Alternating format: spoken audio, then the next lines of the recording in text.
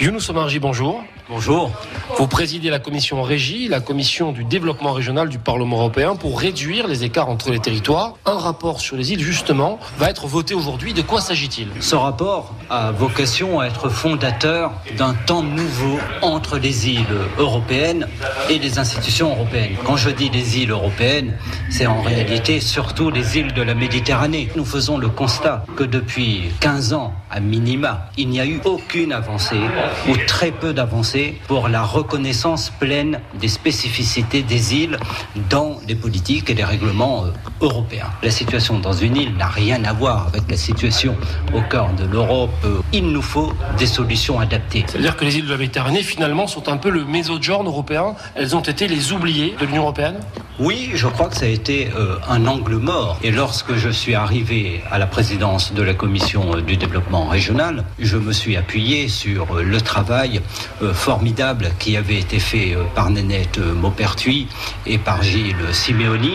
Les îles doivent viser leur pleine autonomie sur tous les plans. L'autonomie, c'est la clé, voyez-vous. L'autonomie sur le plan alimentaire. On a un travail considérable ici pour pouvoir faire en sorte que les Corses puissent être nourris par l'agriculture corse. Beaucoup d'efforts ont été faits pour l'élevage, mais sur les cultures vivrières, vous avez encore beaucoup d'efforts à accomplir et il faut le soutien de l'Europe. Évidemment, autonomie sur le plan énergétique. Nous avons tout ici pour pouvoir viser le 100% d'énergie renouvelable et puis autonomie sur le plan de la pensée, sur le plan politique.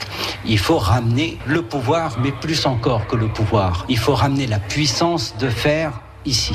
Concrètement, que va changer ce pacte insulaire pour la Corse ? D'abord, ce qui se passe aujourd'hui à Strasbourg est historique parce que vous avez l'affichage d'un front politique conduit d'ailleurs par le président Gilles Simeoni qui va montrer l'unité des îles pour avancer ensemble sur de mêmes objectifs.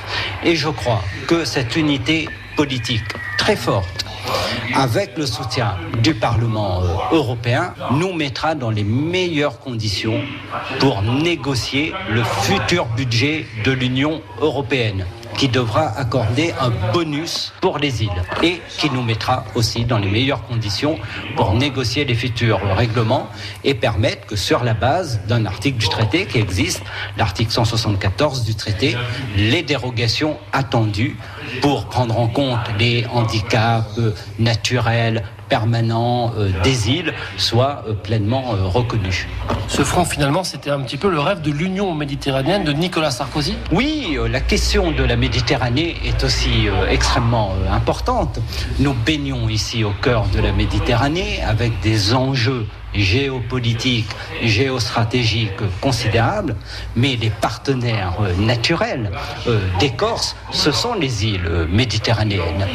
Regardez les Chinois, ils sont bien plus intelligents que nous. Ils s'appuient partout dans le monde sur les îles pour avancer sur leurs objectifs. Et puis vous avez également la route de la soie.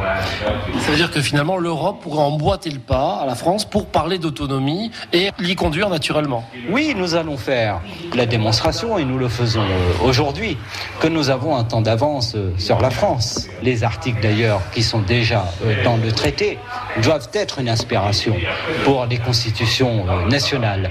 Les Italiens l'ont bien compris, puisqu'ils sont en train actuellement de constitutionnaliser l'insularité. Est-ce que c'est la première étape finalement pour la reconnaissance des nations sans État, comme l'appellent de leur vœu les différents nationalistes en Europe ? Ça, c'est une autre question. Je crois qu'il ne faut pas faire peur. Bon, je ne suis pas certain que l'Europe des régions soit le chemin qui conduise directement vers le fédéralisme européen, et je ne suis pas certain non plus que l'avancée dans la reconnaissance des régions va affaiblir l'État-nation. Ce qui compte, c'est de pouvoir améliorer concrètement la vie des gens. Younous Omarjee, merci. Merci beaucoup.